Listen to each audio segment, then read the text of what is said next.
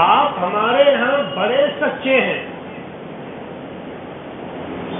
آپ کا رتبہ، آپ کا درجہ، آپ کا مقام ہمارے ہاں بڑا بلند ہے، ہم آپ کو کچھ کہتے بھی نہیں، ہم آپ کو سچا مانتے ہیں، سچا کہتے ہیں، اس کے باوجود آپ ہمیشہ اداس رہتے ہیں۔ اللہ رب العالمین نے اس اداسی کی وجہ بیان فرمائی ہے کہ پیارے رسول اداس کیوں رہتے تھے۔ قد نعلم انه ليحزنك الذي يقولون، ہم جانتے ہیں کہ ان کی باتیں آپ کو غم زدہ کر دیتی ہیں، ہم جانتے ہیں کہ ان کی باتیں آپ کو تکلیف دیا کرتی ہیں۔ فَإِنَّهُمْ لَا يُكَذِّبُونَكَ، جبکہ یہ لوگ آپ کو جھوٹا نہیں کہتے ہیں۔ میرے پیارے بھائیو، آیت کریمہ کا یہ میں نے مختصر سا ٹکڑا پیش کیا ہے۔ ہم جانتے ہیں کہ ان کی باتیں آپ کو تکلیف دیا کرتی ہیں، جبکہ یہ لوگ آپ کو جھوٹا نہیں کہتے ہیں۔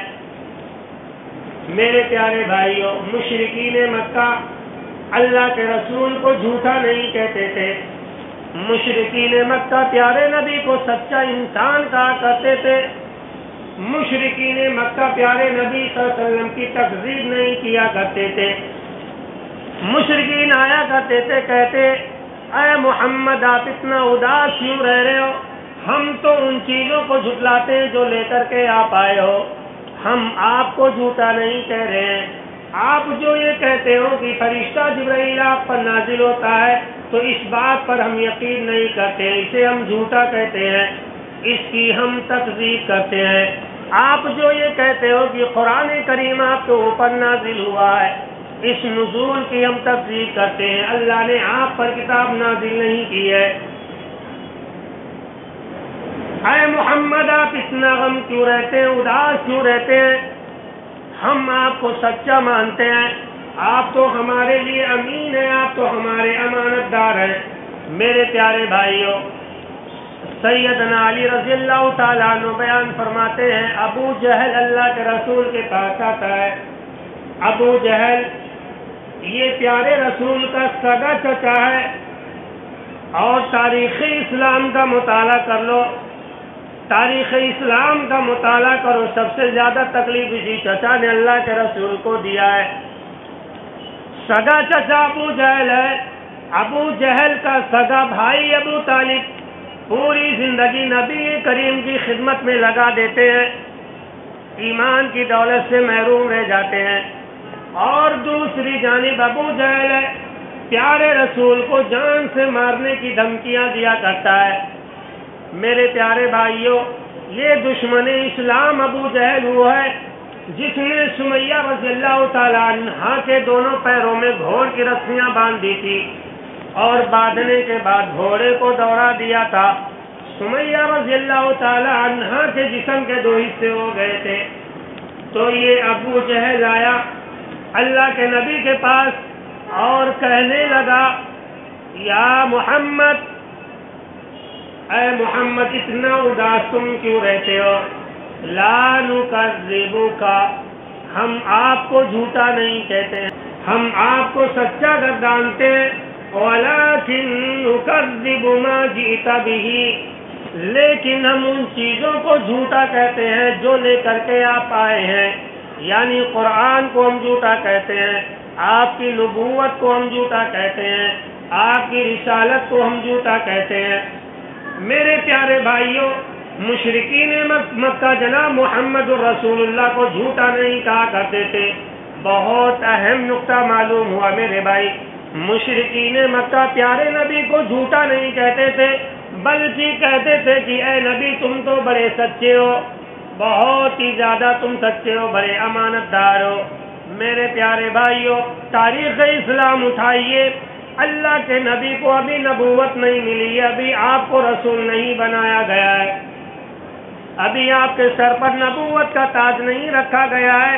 مشرکین مکہ کے مالدار رئیس لوگ اللہ کے رسول کے پاس لا کر کے اپنی دولت کو رکھا کرتے تھے، اللہ کے رسول کو انہوں نے بینک بنا رکھا تھا، اپنی امانتیں لا کر کے اللہ کے رسول کے پاس رکھا کرتے تھے۔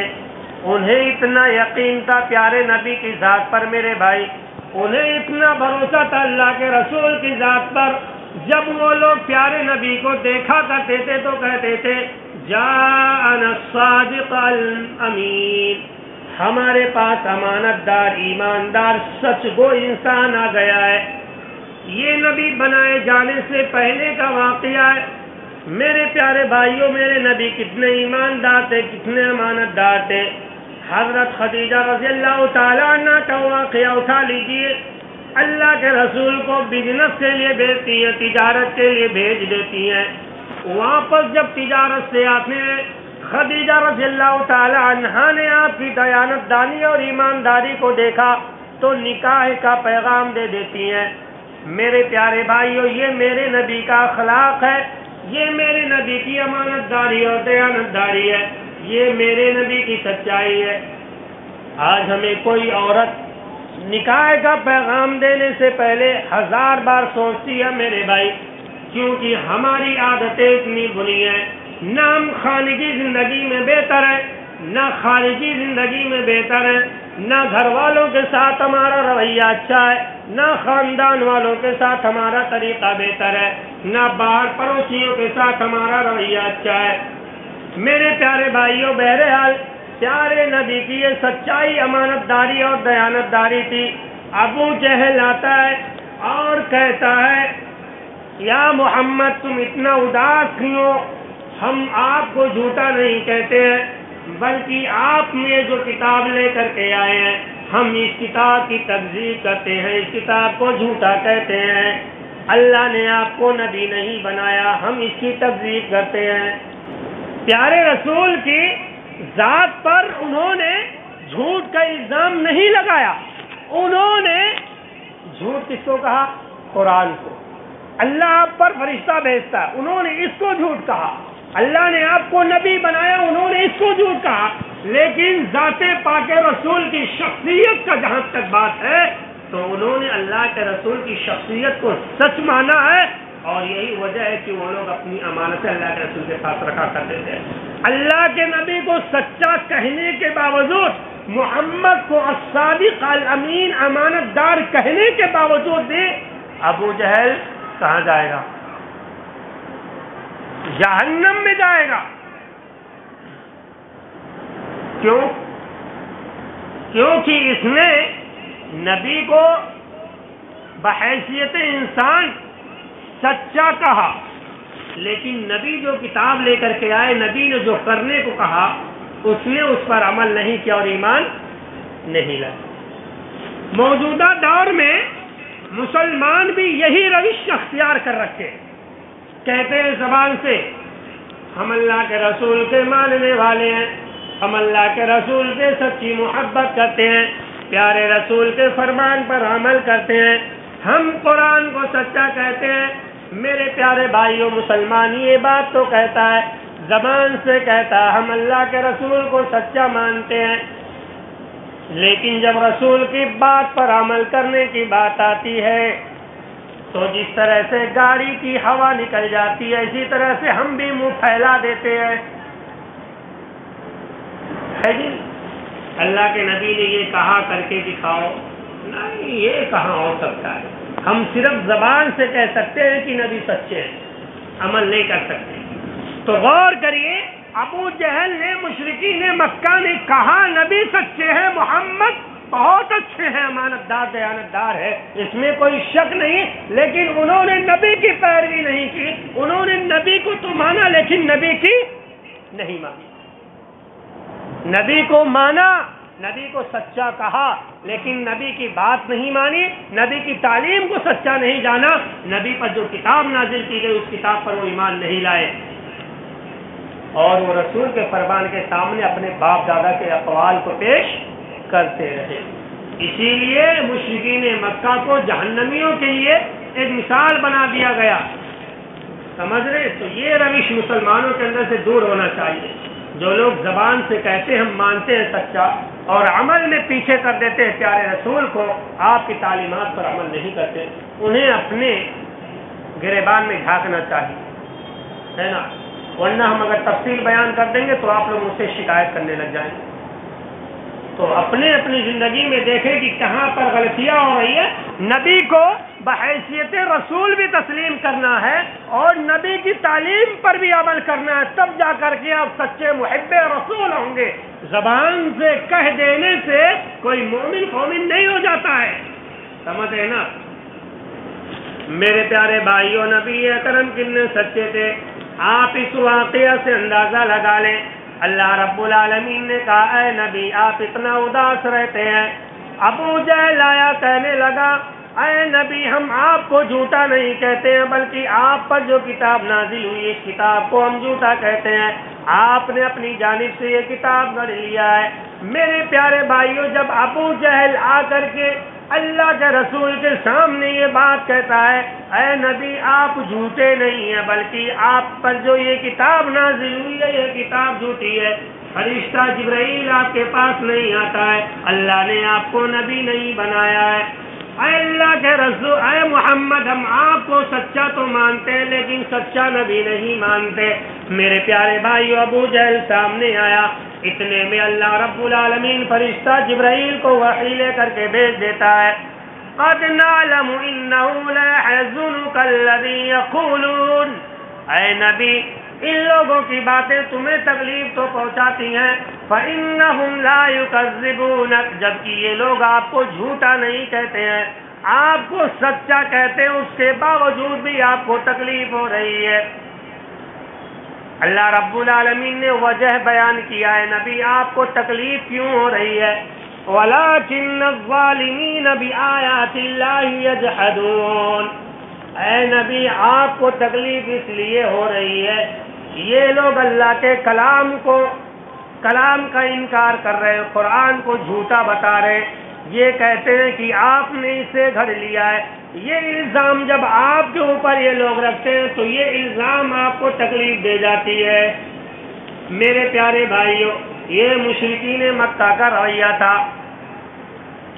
اگر اللہ کے رسول کی سچائی کو دیکھنا ہے تو ایک واقعے پہ غور فرما لیجیے۔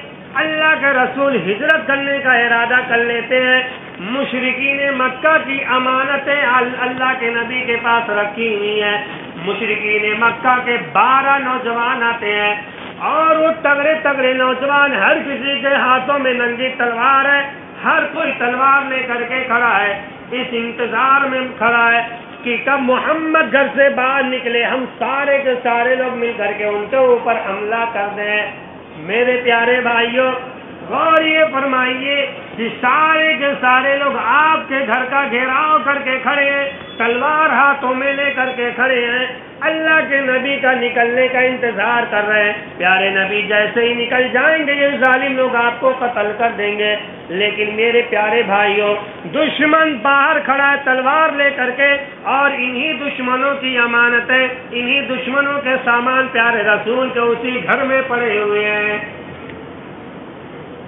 ہمارے نبی اتنے سچے تھے، دشمن جان سے مارنے کی تو دھمکی دے رہا ہے اور قتل کرنے کے انتظار میں کھڑا ہے، لیکن انہی دشمنوں کے ساز و سامان میرے نبی کے پاس بطور امانت پڑے ہوئے ہیں۔ میرے پیارے بھائیوں، دشمن کو بھی اللہ کے رسول کی امانت داری پر کتنا بھروسہ اور یقین تھا۔ ہمارے پاس اگر کوئی 2 لاکھ 3 لاکھ روپے رکھ دے، بھائی رکھ لو، بہت جگری یار ہو میرے، آپ میرے پڑوسی ہو، میرے ابو کے بڑے گہرے دوست ہو، اسے رکھ لو، میں 2-3 سال بعد آپ سے لے لوں گا۔ میرے پیارے بھائیوں، جب 2-3 سال کے بعد وہ ہم سے مانگنے کے لیے آئے گا تو ہم کہیں گے تو نے میرے پاس امانت کہاں رکھی ہے؟ ایمان بہک گیا۔ اور یہی اتنا نہیں، 2-4 دلالوں کو بھی آپ تیار کر لیں گے 2-4 ہزار کھلا کر کے، اور یہ پہنچ جائیں گے وکیل صاحب کے یہاں، جج کے یہاں، چلو گواہی دیتا ہوں، چلو، اور گواہی بھی دیں گے کہ ہاں اس نے امانت اس کے پاس نہیں رکھا ہے۔ میرے پیارے بھائیو، امانت دار بھرو، نبی کی سنت پر عمل کرنے والے بنو. ہمارے نبی تو سچے تھے, ہمارے نبی تو امانت دار تھے. آج کی تراویح میں ایک اور آیت کریمہ تلاوت کی گئی ہے. اللہ رب العالمین نے بیان فرمایا زمین پر جتنے جاندار ہیں, زمین پر جتنے چرند پرند ہیں, الا امثالکم الا امم امثالکم, یہ چرند و پرند, یہ ریگنے والے جانور, یہ اڑنے والے پرندے اور دیگر مخلوق بھی تمہاری طرح ہی ہیں. الا امم امثالکم, ان کی بھی تمہاری طرح جماعتیں ہیں. اللہ اکبر. جس طرح سے انسانوں کی اللہ تعالیٰ نے دنیا بنا رکھی ہے نا, اسی طرح سے ساری مخلوق کی ایک الگ الگ دنیا بنا رکھی ہے. سانپوں کی دنیا الگ ہے, جانور کی دنیا الگ ہے, پرندوں کی دنیا الگ ہے. ہر مخلوق کی دنیا اللہ رب العالمین نے الگ الگ بیان کر دی ہے. آیت کریمہ بڑا قابل غور ہے. میں جلد سے جلد اپنی بات ختم کروں گا. اللہ رب العالمین نے بیان فرمایا دنیا کے اندر, زمین کے اوپر, زمین کے نیچے اڑنے والے سارے جانور, سارے چرندوں پرندوں کی دنیا تمہاری طرح ہی ہے. ما فرطنا فی الکتاب من شیء, اور کس جانور کو, کس انسان کو, کس مخلوق کو کتنا جینا دینا ہے, کتنا کب تک زندہ رکھنا ہے, یہ ساری کی ساری چیزیں اللہ تعالیٰ نے لوح محفوظ میں لکھ رکھا ہے. میرے پیارے بھائیوں, کس کو کتنا دیا جائے گا, کون سا جانور کتنے سال تک زندہ رہے گا, یہ ساری کی ساری چیزیں بھی اللہ تعالیٰ نے کتابوں میں لکھ دی ہے, لوح محفوظ میں درج کر دیا ہے. سارے مخلوق کی دنیا کو اللہ نے لکھ دیا ہے. پرندوں کی دنیا کب ختم ہوگی, جانوروں کی دنیا کب ختم ہوگی, چوپایوں کی دنیا کب تک رہے گی, یہ ساری کی ساری چیزوں کو اللہ تعالیٰ نے لوح محفوظ میں لکھ دیا ہے. میرے پیارے بھائیوں, جانوروں کا ذکر کرنے کے بعد اللہ تعالیٰ نے بڑا پیارا ٹکڑا استعمال کیا ہے, ثم الی ربہم یحشرون. پھر پوری دنیا والوں کو قیامت کے دن اٹھایا جائے گا. پوری دنیا والوں کو قیامت کے دن اٹھایا جائے گا, چاہے یہ جانوروں چاہے یہ انسانوں. میرے پیارے بھائیوں, انسانوں کو تو میدان محشر میں اٹھایا جائے گا, لیکن ان جانوروں کو بھی اٹھایا جائے گا جن جانوروں نے دوسرے پر ظلم کیا ہوگا. یہاں تک کہ اگر ایک سینگ والی بکری نے غیر سینگ والی بکری پر ظلم کیا ہوگا, اپنی سینگ سے دوسری بکری کو مارا ہوگا, تو اللہ تعالیٰ دونوں کو زندہ کرے گا, اور پھر غیر سینگ والی بکری کو اللہ تعالیٰ بدلہ دلوائے گا, اور پھر دونوں کے درمیان عدل کر کے, انصاف کر کے دونوں کو ختم کر دے گا. ثم الی ربہم یحشرون, پوری دنیا والوں کو وہاں پر زندہ کیا جائے گا. میرے بھائی, بطور خاص انسان کو وہاں پر زندہ کیا جائے گا. یہاں تک کہ اگر جانوروں نے کسی پر ظلم کیا ہوگا تو اللہ رب العالمین جانوروں کو بھی وہاں پر زندہ کر دے گا. وہ منظر بڑا خطرناک ہوگا. آخری بات, میری ماں اور بہنیں بھی موجود ہیں, تو ایک حدیث شاید کہ میں نے پیش کیا تھا کہ نہیں کیا تھا, مجھے یاد نہیں ہے, لیکن پھر بھی پیش کر دیتا ہوں. جب میدان محشر کی بات آ گئی ہے تو جنت اور جہنم کے بارے میں اللہ کے رسول کی ایک بڑی پیاری حدیث ہے, مختصر الفاظ میں. میدان محشر ہوگا, دو لوگوں کو لایا جائے گا. ایک ایسے انسان کو لایا جائے گا جس نے کبھی تکلیف دنیا میں دیکھی ہی نہیں ہوگی. ایسا مالدار, ایسا رئیس, ایسا شاہی محل میں رہنے والا جسے کبھی دنیا میں کانٹا تک نہیں چبھا ہوگا. عیش و عشرت کی زندگی اس نے گزاری ہوگی. اللہ رب العالمین سے انسان کو بلائے گا, اور دوسری جانب سے دوسرے انسان کو بلایا جائے گا. دوسرا آدمی جو ہوگا اس کی زندگی بالکل تکلیف میں گزری ہوگی.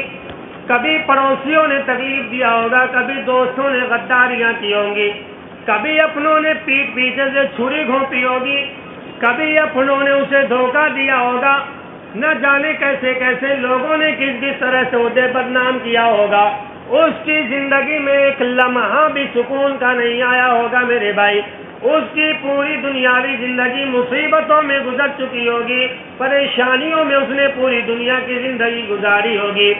ایک جانب سب سے زیادہ دنیا میں پریشانی جھیلنے والے انسان کو بلایا جائے گا، دوسری جانب ایسے انسان کو بلایا جائے گا جس نے ایک دانہ بھی تکلیف نہ دیکھی ہوگی دنیا میں۔ میرے پیارے بھائیوں، دونوں کو سامنے کھڑا کر دیا جائے گا، اس آدمی کو جس نے تکلیف جھیلی ہوگی دنیا کے اندر۔ اللہ رب العالمین فرشتوں سے کہے گا، اے میرے فرشتوں، اس آدمی کو لے جاؤ اور جنت کے اندر داخل کر دو، ایک ڈبکی لگا دو، ایک گوتا لگا دو۔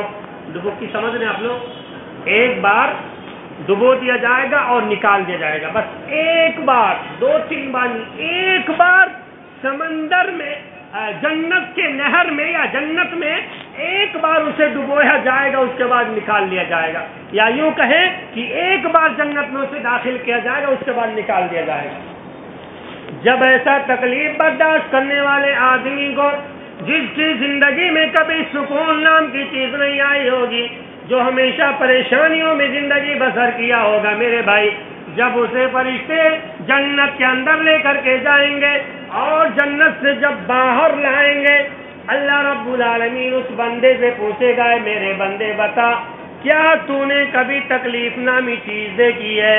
کیا کبھی تو نے کبھی کوئی تکلیف جھیلی ہے؟ کیا تیرے اوپر کبھی کوئی پریشانی دنیا میں آئی تھی؟ وہ بندہ کہے گا، اللہ رب العالمین کوئی پریشانی میرے اوپر دنیا میں آئی ہی نہیں۔ جنت کی نعمتیں دیکھنے کے بعد، جنت میں داخل ہو جانے کے بعد، ایک بار جنت کا نظارہ کر لینے کے بعد، دنیا میں وہ آدمی جو انتہائی مصیبت اور پریشانی میں تھا، یا وہ عورت جو انتہائی پریشانی اور مشکل میں تھی، جنت میں داخل کر دینے کے بعد میرے بھائی پوری تکلیف وہ آدمی بھول جائے گا، پوری پریشانی بھول جائے گا۔ میرے بھائیوں، تو تکلیف کو برداشت کرنے والے بنو۔ دوسرا آدمی جو عیش و عشرت کی زندگی گزارا ہوگا، سامنے کھڑا ہوگا، جس نے کبھی ایک دوا بھی نہ کھائی ہوگی، جسے کبھی تکلیف محسوس بھی نہ ہوئی ہوگی، اللہ تعالیٰ ایسے بادشاہ کو، ایسے عیش پرست انسان کو جہنم میں لے جانے کا حکم دے گا۔ فرشتے لے کر جہنم میں جائیں گے اور ایک ڈبکی لگائیں گے، ایک غوطہ لگانے کے بعد جہنم کے باہر اسے لے کر کے آ جائیں گے۔ میرے پیارے بھائیوں، جب یہ جہنم سے نکال کر کے باہر لایا جائے گا، اللہ رب العالمین سوال کرے گا، اے میرے بندے بتا، کیا تو نے کبھی عیش و عشرت دیکھی ہے؟ کیا تو نے کبھی آرام دیکھا ہے؟ وہ آدمی کہے گا، میں نے کبھی آرام دیکھا ہی نہیں۔ جس کی پوری زندگی عیش و عشرت میں گزری، جس نے کبھی کمبی فلام فلیک شام تک دوا نہ کھائی ہو، جہنم کی ہولناکیت دیکھنے کے بعد ساری عیشورستی بھول جائیں گے۔ میرے بھائی، جہنم بڑا خطرناک ہے۔ تو ثم الی ربہم یحشرون، سارے کے سارے لوگوں کو میدان محشر میں رب العالمین جمع کرے گا، اور پھر انسان کے جیسے کرتوت ہوں گے اسی حساب سے اللہ رب العالمین فیصلہ کرے گا۔ تو ہر انسان کو نیکی کرنی چاہیے اور برائیوں سے اجتناب کرنا چاہیے۔ اللہ رب العالمین سے دعا مولا کریم ہم تمام مسلمانوں کو پیارے رسول کے سیرت پر عمل کی توفیق عطا فرما، ماہ مبارک کی قدر کرنے کی توفیق عطا فرما۔ اللہ تعالی ہماری ساری نیکیاں قبول فرما، سارے گناہ معاف فرما۔ آمین۔ وما علینا الا البلاغ المبین۔ والسلام علیکم ورحمۃ اللہ وبرکاتہ۔